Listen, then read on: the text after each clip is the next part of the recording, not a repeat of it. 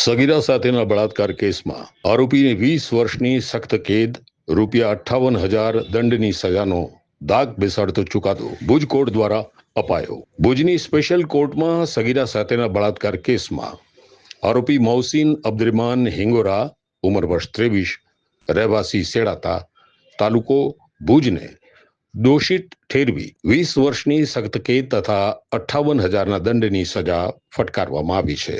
આ કામે પ્રોસિક્યુશન તરફે મુખ્ય જિલ્લા સરકારી વકીલ શ્રી H.B. જાડેજા સાહેબે હાજર રહી મજબૂત રજૂઆતો કરી હતી.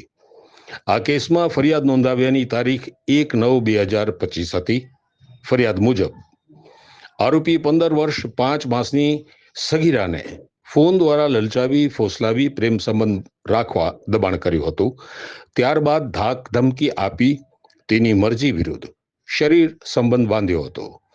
31/8/2025ના રોજ લગ્નની લાલચ આપી સગીરાનું માનકુવાથી ભુજથી અંજાર અને ગાંધીધામ જઈ અપહરણ કરી અંજાર ગાંધીધામ વચ્ચે રેલવે ફાટક પાસે બાવળની ઝાડીમાં દુષ્કર્મ આચર્યું હોવાનું સામે આવ્યું હતું.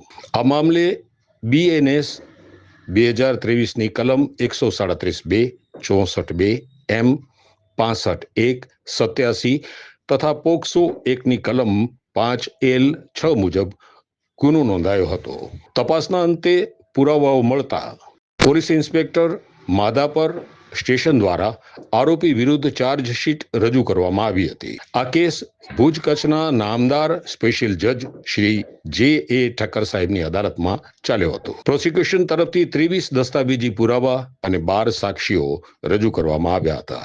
પોક્સો એક્ટ કલમ 5L6 હેઠળ 20 વર્ષની સખ્ત કેદ તથા 50,000નો દંડ, BNS કલમ 87 હેઠળ 5 વર્ષની સખ્ત કેદ તથા ₹5,000નો દંડ અને BNS કલમ 137 હેઠળ 5 વર્ષની સખ્ત કેદ તથા ₹3,000નો દંડ ફટકાર્યો છે. કોર્ટે ભોગ બનનારને 4 લાખનું વળતર ચૂકવવા DLSAને ભલામણ કરવાનો હુકમ કર્યો છે.